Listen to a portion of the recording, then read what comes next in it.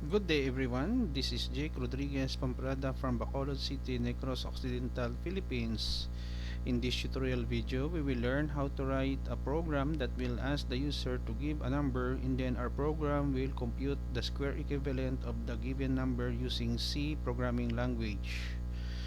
Before we start, if you like this video tutorial, please hit the like button, leave a comment in the comment section of this video tutorial, and subscribe to my channel for more upcoming video tutorial. So let's get started. So we are here in our IDE, Dev C++ 4.9. So the first thing that I will do is to write this command, sharp include stdio.h, and then sharp include stdlib.h. Now, if you are wondering why I'm using these two commands, let me explain briefly. The sharp include stdio.h is a standard library file that we use for input output in our program, just like printf and scanf. The second library file, the stdlib.h, is used primarily for system pause later on in our program that will pause in the console execution of our program so that we can see the result. So here int main is a function. It is the starting point of our program execution. So here we can declare a variable, let's say a, and then b equal, we initialize these two variables to 0. Now the main reason every time that I wrote a program in C or in C++ or even in Java, C#, I'll always initialize the variables to 0 so that when we run our program, our compiler will not give us an erroneous result if the variable is not initialized. So make it a good programming habit always to initialize your variable, especially you are using integer, to 0. Next, we have here the title of our program, printf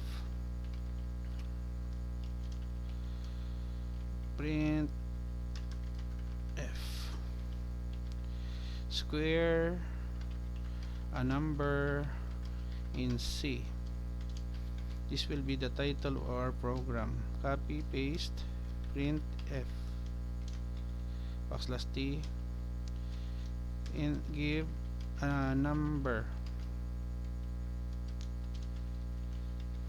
scanf %d %a. So here we can have a computation. So let's say for example a multiply by itself, semicolon,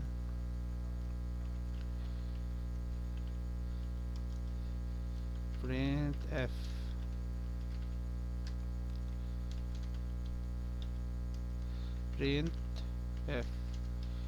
the square value of %d is %d, period, a and b. We copy this one, paste, printf \t end of the program. Copy, system pause. Okay, so let us save our work. So here we have here a series of variable. We have here the title of our program, square a number in C, and then this one will ask a number from the user, and then it will perform computation, and then we display the result, and then end of the program that tells the user that the program has ended, and then pause in order for us to see the output of our program. It will not return to our interpreter, no, compiler rather, in Dev C++. Save, right click, new folder, square a number in C,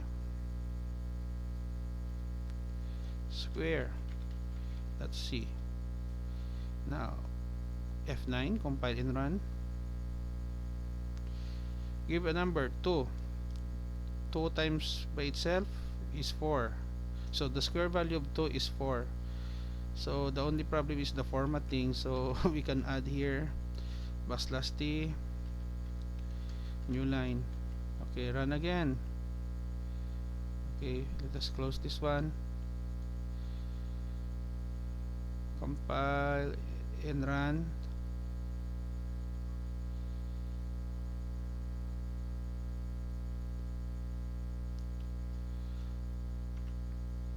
Nine,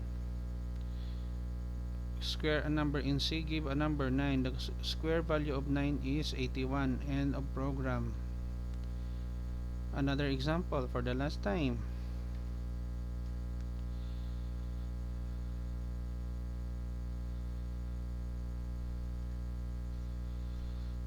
5. The square value of 5 is 25. Here we go, guys. We have already done writing, testing, and running our program square a number in C. Before we end, I hope that you learned something new in our video tutorial. If you like this video tutorial, please hit the like button, leave a comment in the comment section of this video tutorial, and subscribe to my channel for more upcoming video tutorial. This is Jake Rodriguez Pomperada from Bacolod City, Negros Occidental Philippines. Says, until to the next video tutorial, bye bye for now.